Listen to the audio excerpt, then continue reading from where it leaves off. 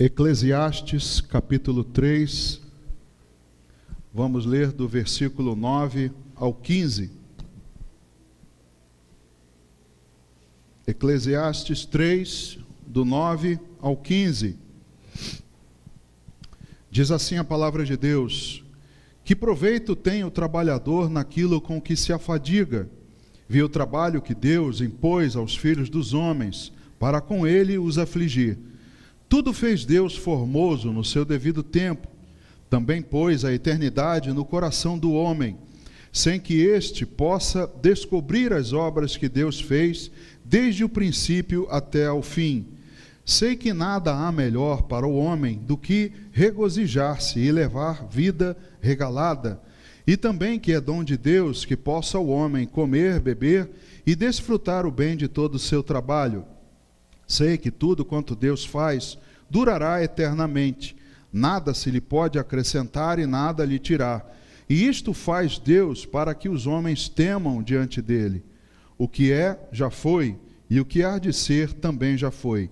Deus fará renovar-se o que passou. Amém. Ó Pai, obrigado pela Tua palavra, que todos nós estamos aqui nessa manhã para ouvir.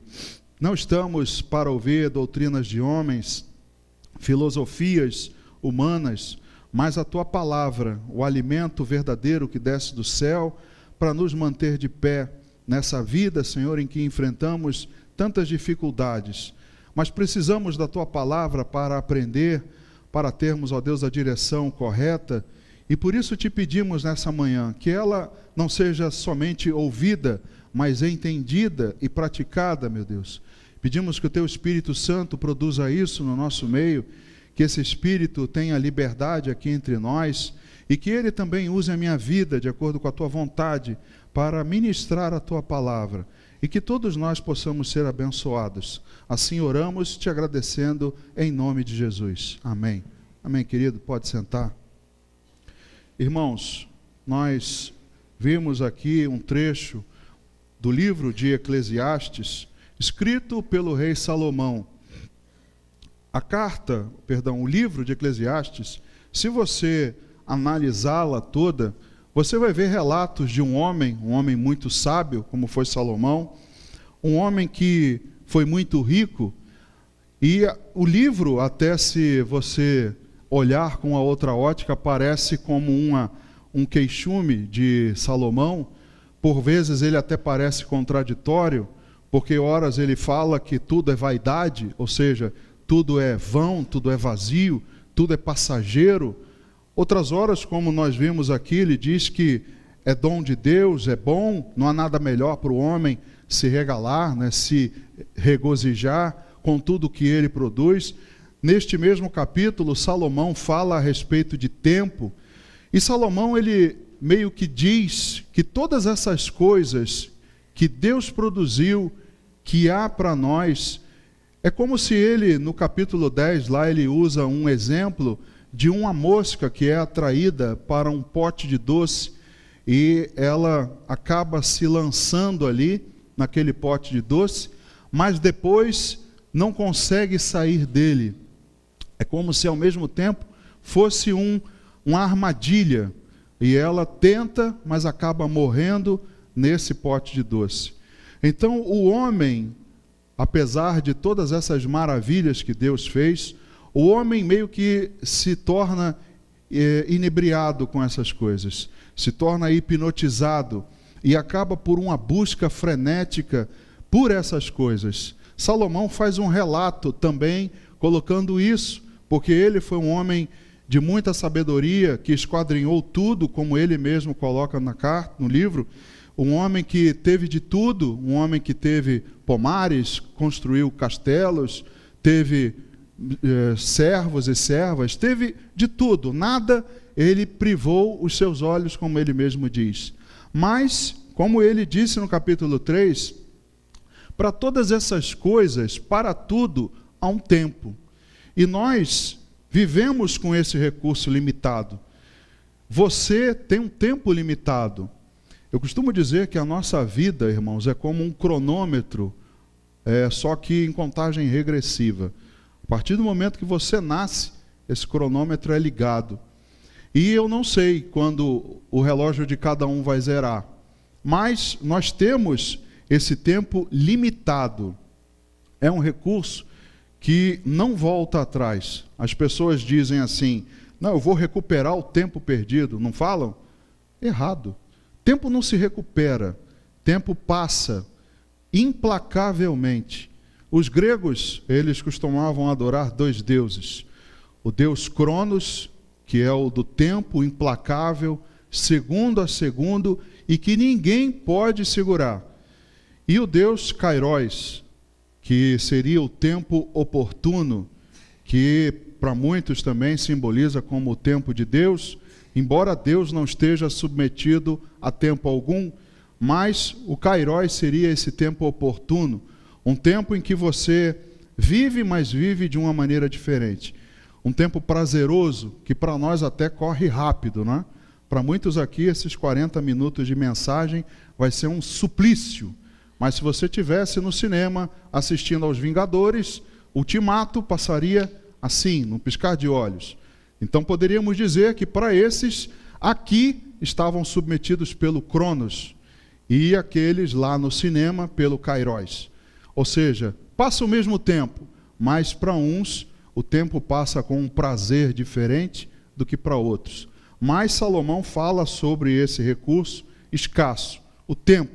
E nós, irmãos, ao observar as pessoas na rua, aqui na igreja também, nós vemos a aflição, o peso de ter que correr todo dia, já pela manhã, para ganharmos o nosso sustento, para pagar tantos impostos que somos submetidos, para sustentar a boa vida lá do pessoal de Brasília.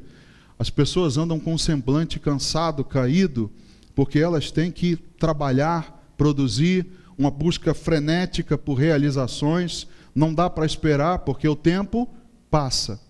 Daqui a pouco chega a melhor idade, chega aquela idade que você não consegue mais produzir, então há uma busca frenética por essas realizações. Hoje quem não realiza, quem não tem um resultado, para muitos é um sinônimo de frustração.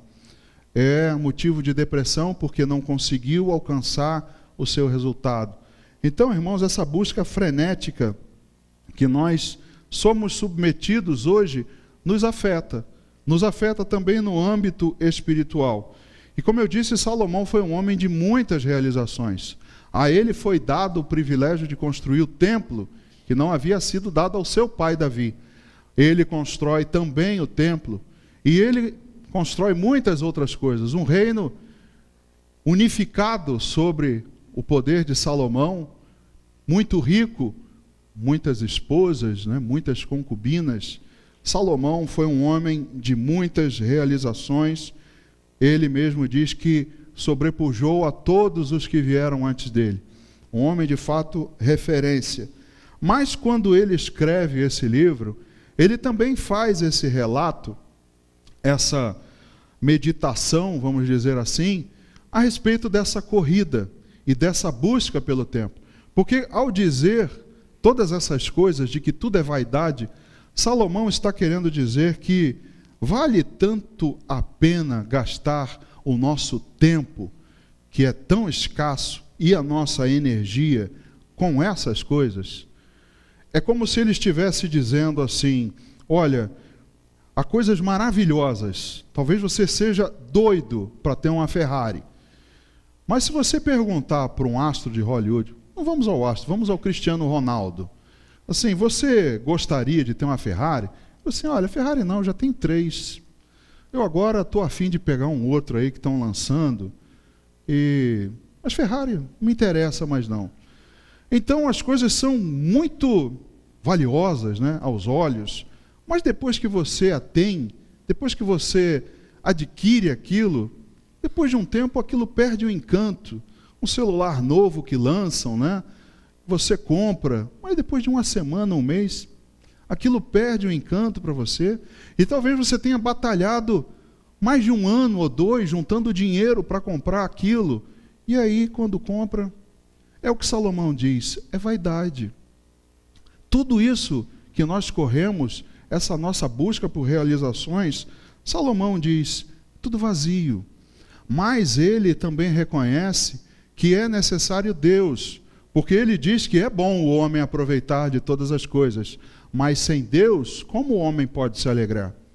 Então, na verdade, Salomão fazendo esse pensamento, né, essa análise, ele chega à conclusão de que o valioso mesmo é o que é eterno, é a eternidade. Nós trabalhamos aqui durante a nossa vida, mas sem pensar no seguinte, será que não vale mais a pena a gente investir no reino de Deus e na família? Não que investir em negócios, investir na sua carreira, não que isso seja errado. É natural que você queira estudar, melhorar, não é? É natural. Mas nós não podemos viver somente nessa busca frenética por isso. Não podemos esquecer que Jesus disse buscar em primeiro lugar o reino de Deus. O problema é que nós invertemos. Se você quer buscar muito pela sua carreira, dou o maior apoio, mas busque mais ainda a Deus. Não deixe que a busca pela sua carreira passe Deus, coloque-se na frente de Deus.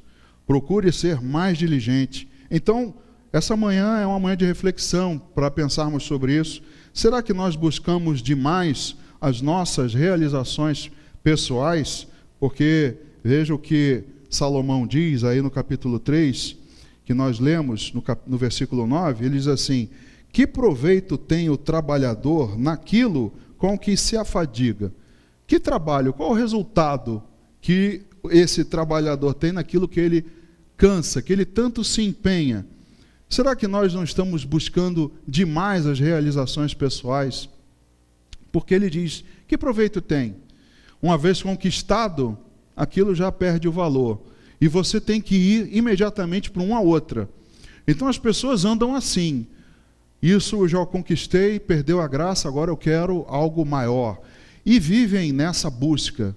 E o tempo, irmãos, vai passando. O tempo não volta. Em determinado momento, quando você olha para trás e vê o que perdeu, não tem como retornar. Não existe máquina do tempo como o Michael J. Fox entrou. Então, nós não podemos contar com isso. O que nós temos feito, como diz a palavra de Deus, quem é que vai usufruir? O próprio Salomão fala sobre isso. Veja, Lucas 12, versículos 16 ao 21. Veja o que diz a palavra de Deus.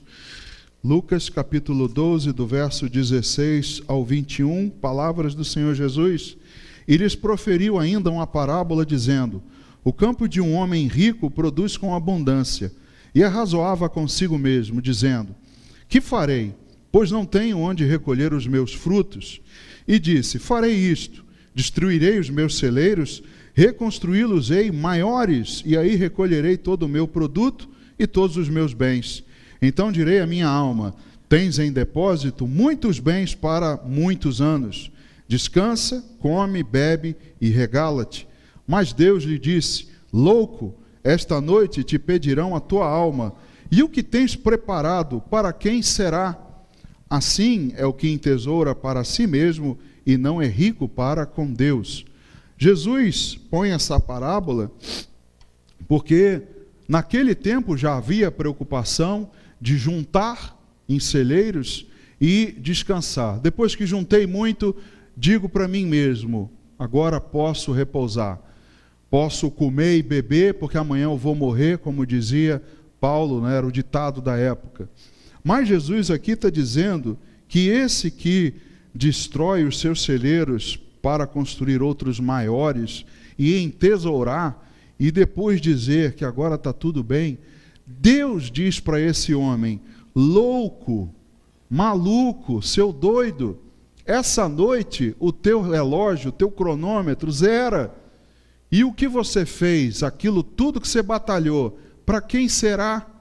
Quem vai comer isso tudo? Quem vai desfrutar de tudo isso? Então, não seria melhor entesourar para Deus? Não seria melhor ser rico com Deus do que para consigo mesmo? Então, são coisas que nós meditamos. porque nós perdemos a oportunidade. Oportunidades passam, irmãos, e não voltam mais. Dizem que esse Cairóis era um homem careca com um rabo de cavalo na testa. Se ele passasse, não dava para você meter a mão no rabo nas costas. Não tinha como, porque o rabo de cavalo era na frente. Passou, já era. A careca lisa não tem mais como pegar.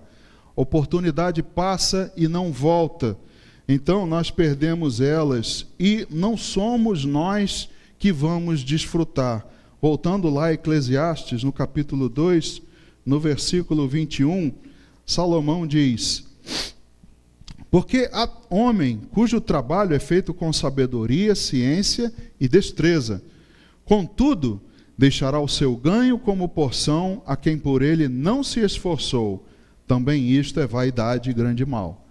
Ora, você pode ser muito sábio, ter muito conhecimento, ter muita destreza, habilidade, e criar alguma coisa, construir alguma coisa, mas outros depois de você, que não fizeram nada, não se esforçaram, muito pelo contrário, podem ser burros, né? Não podem não ter nem sabedoria, podem ser um homem negligente, pode ser alguém que não estudou, pode ser alguém que é preguiçoso, mas ele que vai usufruir do seu trabalho. Então nós perdemos essa oportunidade. E quem é que vai desfrutar de todas essas coisas? Irmãos, mais importante do que deixar bens é deixar testemunhos. Mais importante do que você confiar na força do seu braço, como disse Ezequias ao povo, né, quando estava cercado pelos assírios, ele disse: neles está a força do braço, mas conosco o braço do Senhor.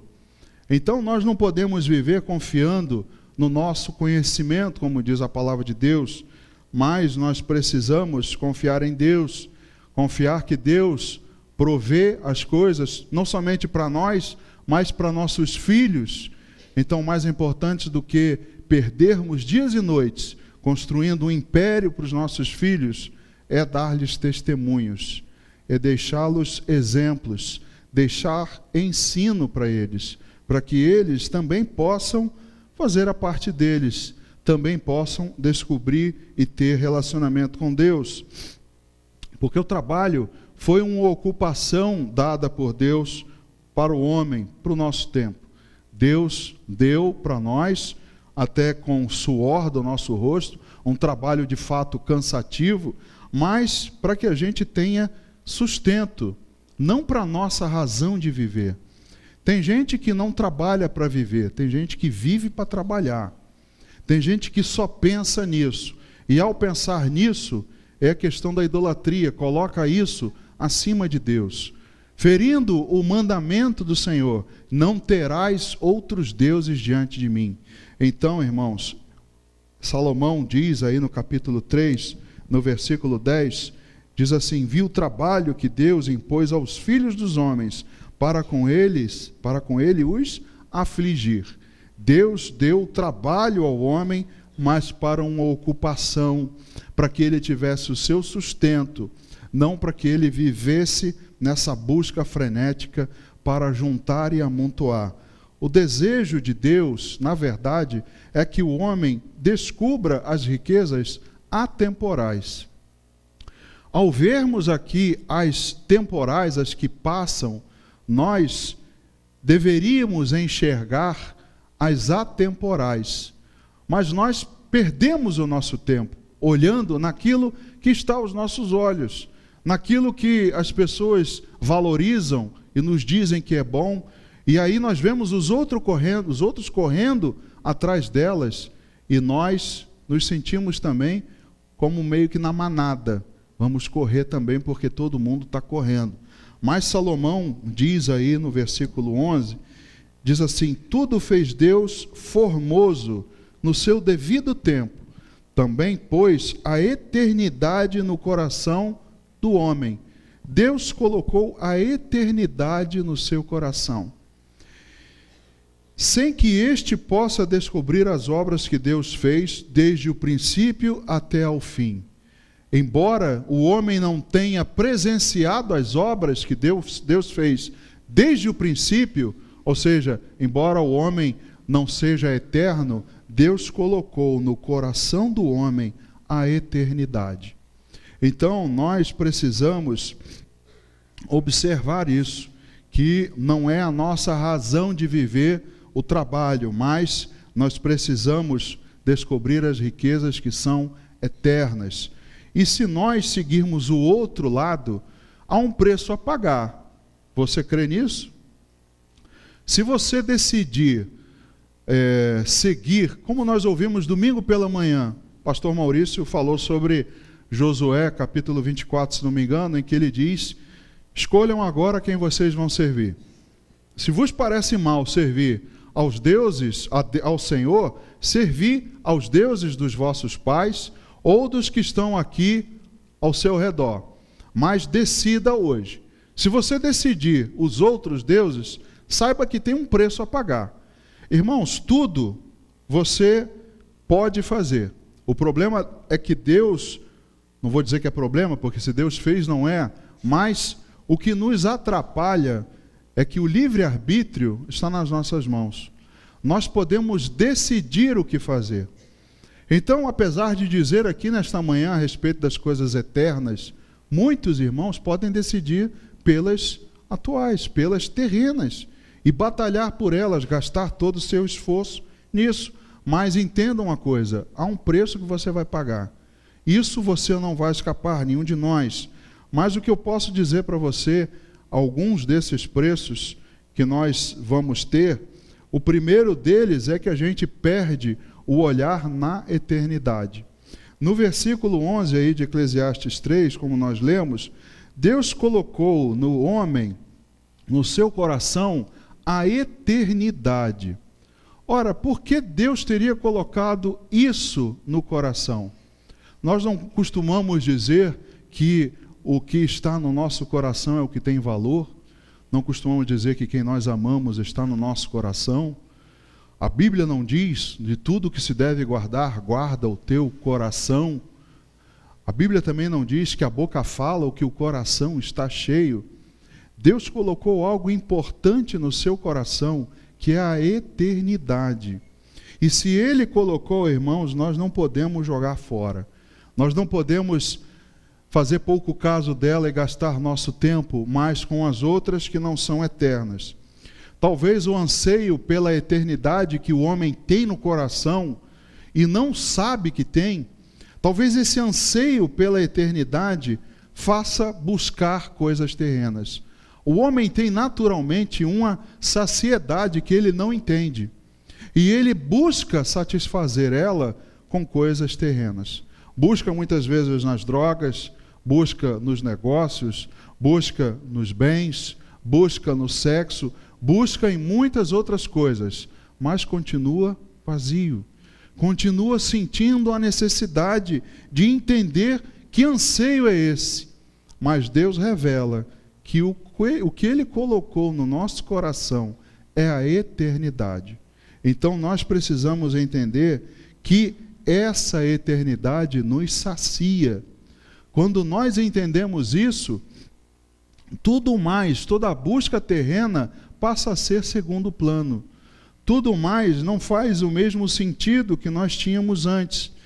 O próprio Salomão, irmãos, descobriu que era tudo vaidade. Como eu disse, é como se fosse um vapor, um fôlego que desaparece.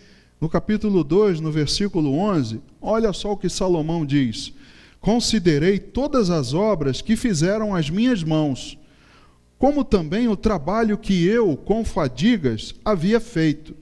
E eis que tudo era vaidade e correr atrás do vento, e nenhum proveito havia debaixo do sol.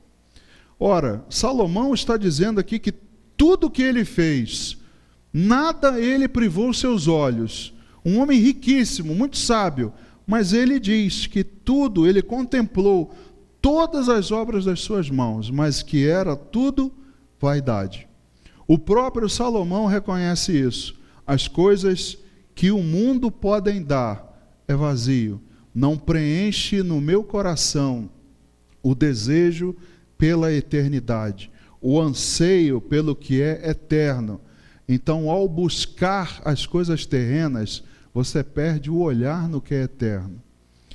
E isso, irmãos, com certeza é astúcia do inimigo, porque ele, ao perceber a sua cobiça, ele vai colocar mais e mais, vai te enredar mais e mais com coisas terrenas, para que você desvie o seu olhar no que é eterno.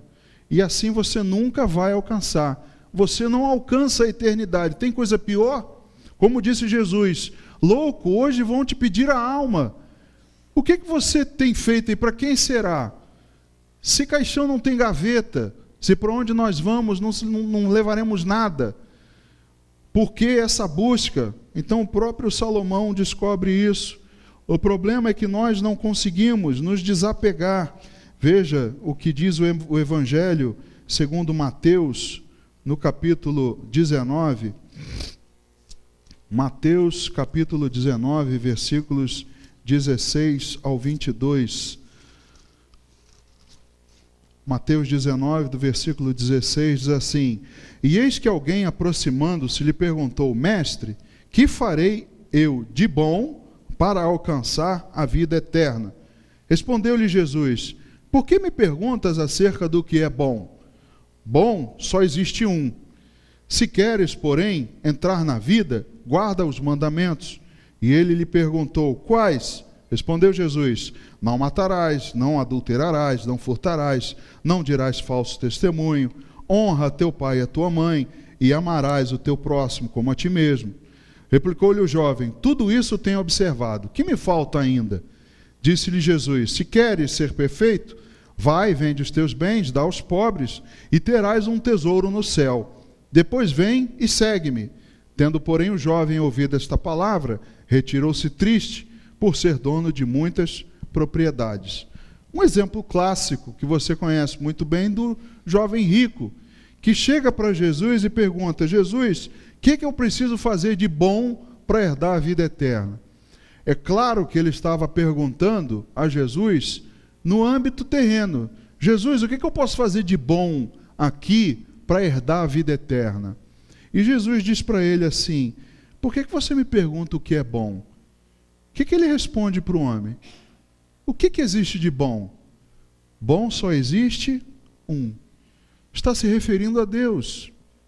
Porque nos outros evangelhos, com a mesma passagem, o jovem chama ele de bom mestre. E ele também refuta dizendo: por que você me chama de bom? Bom é meu Pai que está nos céus. Então o que tem de bom nessa vida que eu possa correr atrás para ganhar o que é eterno? Jesus disse: bom só tem Deus. E aí, como é que eu faço para ganhar Deus?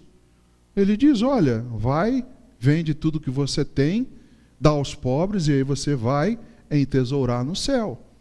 Mas ele conseguiu se largar das coisas terrenas? Ele não conseguiu, porque diz aqui que o jovem ficou muito triste, porque ele não conseguiu se desapegar das coisas terrenas. O problema, irmãos, é esse. Não é tê-las, mas é nos apegar a elas de tal maneira que não conseguimos largar. E aí colocamos elas e essa busca na frente de Deus. Outro preço que nós perdemos, que nós pagamos, é a perda do temor a Deus. Quando nós passamos a nossa vida nessa busca frenética, voltando lá ao livro de Eclesiastes, no capítulo 3, no verso 14, ele diz assim: sei que tudo quanto Deus faz durará eternamente, nada se lhe pode acrescentar e nada lhe tirar. E isto faz Deus para que os homens temam diante dele. Olha, a palavra diz que Deus fez tudo que durará eternamente, e nada se pode tirar nem acrescentar. E Deus fez isso para que os homens o temam. O homem deveria ter temor a Deus, por tudo que ele é e por tudo que ele criou também. Mas essencialmente pelo que ele é, um Deus poderoso que criou tudo. E nós, por causa disso, não vivemos mais na dependência de Deus. Nós queremos depender do nosso braço, do nosso conhecimento, do nosso trabalho. Muitas vezes deixamos muitas coisas para trás para cuidar da nossa independência, e aí nós queremos largar Deus e viver a nossa sorte. Mas, como eu disse, há um preço a pagar. Você, com certeza, pagará esse preço. E Jesus deixou o exemplo para todos nós, porque Ele mesmo, ao ser questionado por alguém, para segui-lo, Jesus diz assim: olha, o Filho do Homem não tem onde repousar a cabeça. Jesus deixou claro: olha, eu não tenho nada. Ele mesmo, quando enviou os seus 12, de 2 em 2, ele os enviou e disse assim: não levem nada, nem bordão, nem alforge, nada. Vocês vão depender exclusivamente de mim. De Deus somente vocês vão depender. Hoje, irmãos, se você perguntar a alguém e disser a eles isso, eles vão dizer assim: mas o que eu ganho? Qual é o meu salário? Bom, eu vou servir de missionário lá não sei onde, mas vem cá, tem hospedagem, tem mercado por perto, tem um shoppingzinho de vez em quando, quanto é que como é que vai ser, quais as minhas vantagens? Irmãos, vai e dependa de mim. As pessoas não querem mais depender de Deus, as pessoas querem algo palpável, e Jesus deixou isso claro: eu não tenho onde repousar a cabeça. Olha, Abraão foi para uma terra que ele nem conhecia. Deus diz assim: Abraão, sai da tua parentela, larga aí esse apartamento com Netflix, com sanduíche de tarde, suquinho, e vai para uma terra que eu vou te mostrar. Abraão perguntou: tem Wi-Fi lá, mestre? Tem internet? Nem perguntou nada. Ele foi para uma terra que ele não conhecia. Moisés, ele abriu mão do palácio que ele morava por um galardão. Que galardão é esse? Não sei te dizer. Veja o que diz a carta aos Hebreus, no capítulo 11. Hebreus 11, do 24 ao 26.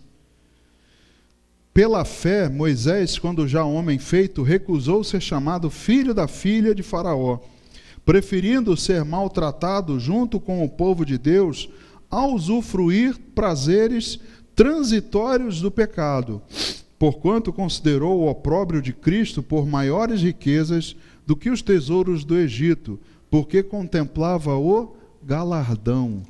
Como Moisés poderia contemplar o galardão se não é visível?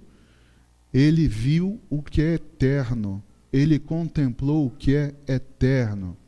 Moisés, ele abriu mão daqueles prazeres terrenos e momentâneos por algo que é eterno, por um galardão que virá na eternidade. Mas se ele quisesse não dar ouvidos e permanecer lá, era decisão dele, livre-arbítrio, ele assim faria. Veja, Deus é tão amoroso que ele até nos dá, de certa maneira, uma soberania. Concorda comigo? Você não é soberano na sua decisão? Você é soberano.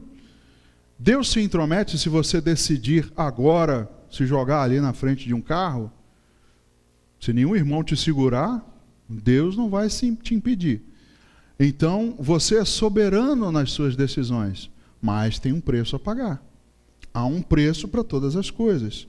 Então, Salomão, ele chega a dizer que o temor a Deus é o resumo de tudo. Eclesiastes capítulo 12, no versículo 13, veja só, ele faz toda a sua análise a respeito das coisas da vida, mas concluindo as coisas eternas, o valor das coisas eternas. E lá no final, no versículo 13, ele diz: de tudo o que se tem ouvido, a suma é: teme a Deus e guarda os seus mandamentos, porque isto é o dever de todo o homem. Então, de tudo o que se tem ouvido, o resumo é: teme a Deus e guarda os seus mandamentos. Ah, mas eu quero ouvir os papas disso, eu quero ouvir os mestres daquilo, os gurus daquilo outro. Ele diz, olha, de tudo que se tem ouvido, a suma é, teme a Deus. E ia muita gente ouvir a sabedoria de Salomão, irmãos. Mas ele reconhece que o temor a Deus é o resumo de tudo. Para terminar, nós perdemos a noção de que a vida é feita em ciclos. Veja o que ele diz no versículo 15 do capítulo 3. Ele diz, o que é já foi, e o que há de ser também já foi. Deus fará renovar-se o que se passou. Salomão reconhece que há um ciclo nas coisas. O dia nasce, se põe, o inverno começou ontem, mas ele vai acabar e as coisas vão voltar a acontecer. O vento vem para um lado e vai para o outro, as marés também. Tudo é cíclico nessa vida. Há um ciclo que se repete. E há um tempo determinado para todas as coisas, como ele diz no capítulo 3. Mas tem algo que é único, que não se repete, que não tem ciclo. Você sabe o que é? Você. Você é único. Não tem um ciclo de você. Por mais que você possa dizer, meu filho é minha cópia. Não é. Não adianta dizer que seu filho é a sua versão 2.0, porque não é. Você é único. Nasceu e irá morrer, e não haverá outro igual a você. Você é exclusivo. Olha só que maravilha. Irmãos, não tem um ciclo de você. Por isso a doutrina espírita cai por terra, porque não há um outro Manuel que virá para ser melhor, para se aperfeiçoar. Isso não acontecerá. A vida Deus criou com ciclos, mas a vida humana não. Então, irmãos, empresas vêm e vão. Quantos de nós já vimos muitos negócios que pareciam sólidos acabarem, falirem e não existirem mais. Propriedades desaparecem, prédios, que a gente conhecia, fábricas enormes, tudo desapareceu, foi abaixo, ruiu, mas só uma coisa permanece eternamente: Deus. Só Deus é eterno. Só Ele permanece eternamente. E Ele nos dá essa opção de passarmos essa eternidade com Ele. Olha que amor, que coisa maravilhosa. Você é único, mas você tem a oportunidade, ao longo da sua vida, de fazer a opção de ficar a eternidade com Ele. Junto dEle. Não há coisa melhor, mas muitos vivem como se ela não existisse. Muitos passam a sua vida inteira, os seus dias, como se a eternidade não existisse. Eu não sei se você já pensou nisso, mas tem gente que só pensa no porvir quando vai a um enterro. Já teve essa ideia? Tem gente, irmãos, que só pensa na eternidade quando tem um enterro. Aí ali quando ouve a palavra ou aquele cara que vem ali da Santa Casa, ou vai um padre, ou vai um pastor, e aí fala as coisas, aí ele pensa assim, quando eu bater as botas, como é que será? Mas sai dali, já esquece também, já continua vivendo a sua vida. Mas no enterro as pessoas lembram. Olha só o que diz a primeira carta de João, no capítulo 2, dos versículos 15 ao 17. Primeira carta de João 2, do 15 ao 17. Ele diz assim: não ameis o mundo, nem as coisas que há no mundo. Se alguém amar o mundo, o amor do Pai não está nele. Porque tudo que há no mundo, a concupiscência da carne, a concupiscência dos olhos e a soberba da vida, não procede do Pai, mas procede do mundo. Ora, o mundo passa, bem como a sua concupiscência. Aquele, porém, que faz a vontade de Deus, permanece eternamente. Tudo passa. Se você escolher o que é mundano, entenda que não procede de Deus, mas procede do mundo, mas passa. Mas o que faz a vontade de Deus permanece eternamente. No versículo 24 e 25, diz assim: permaneça em vós o que ouvistes desde o princípio. Se em vós permanecer o que desde o princípio ouvistes, também permanecereis vós no Filho e no Pai. E esta é a promessa que ele mesmo nos fez. O quê? A vida eterna. Então, se preenche aquele vazio no meu coração. Aquilo que Deus colocou no meu coração a respeito da eternidade, nesse momento se preenche. E aí, irmãos, o meu foco muda, a minha corrida muda, a minha busca muda, porque eu sei que tudo passa, o mundo passa, a minha vida passa, mas se eu fizer a vontade de Deus, diz a palavra que eu permanecerei eternamente. Com Ele, o único que é eterno.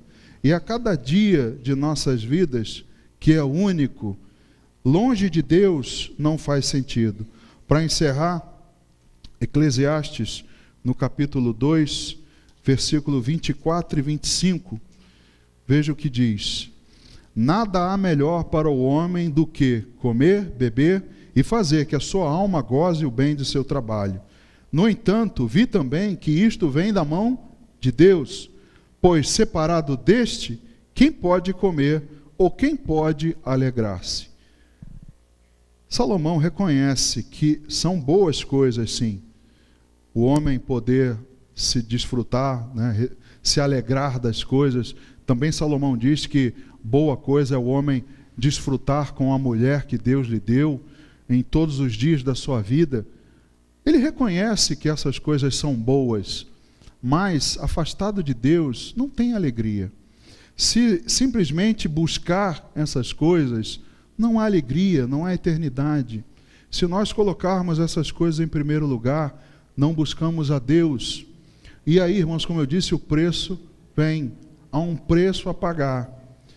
E aí você que está tão preocupado em construir, em fazer, em edificar, eu deixo a pergunta para você: o que você tem preparado, para quem será? Porque você não vai levar isso com você, vai ficar aí. Talvez daqui a algum tempo seja derrubado, destruído, vituperado, vilipendiado, e você afadigou os seus dias nisso, mas sem olhar para a eternidade, sem dar realmente valor àquilo que tem valor. Então, tema a Deus é o resumo de todas as coisas. Medite nessa palavra, sirva a Deus. Amém, irmãos? Vamos ficar de pé, vamos orar. Ó Deus, obrigado, Senhor, pela Tua palavra nessa manhã. Meu Deus, que cada um de nós possa ir com ela para casa, meditando nas coisas que são eternas, naquelas, meu Deus, que de fato têm valor, que o Senhor colocou no coração de cada um de nós. Ó meu Deus, que nós sintamos o prazer, a alegria, a completeza, meu Deus, de estarmos contigo para toda a eternidade. Ao fazermos Tua vontade, meu Deus, ao temermos ao Senhor, guardar os Teus mandamentos, tudo isso, meu Deus, nos preenche. Ó Senhor, que nós possamos continuar também buscando estudar, nos capacitar, melhorar como pessoas, como cidadãos a cada dia, mas sem, meu Deus, jamais esquecer de que essas coisas passam, mas somente o Senhor durará eternamente. E nós queremos, meu Deus, ficar contigo para a eternidade. Não queremos, meu Deus, o outro lado da moeda, separação eterna do Senhor. Meu Deus, nos ensina essas coisas. Nos ajuda, Senhor, a meditar sobre elas. Obrigado, Senhor, por tudo, em nome de Jesus.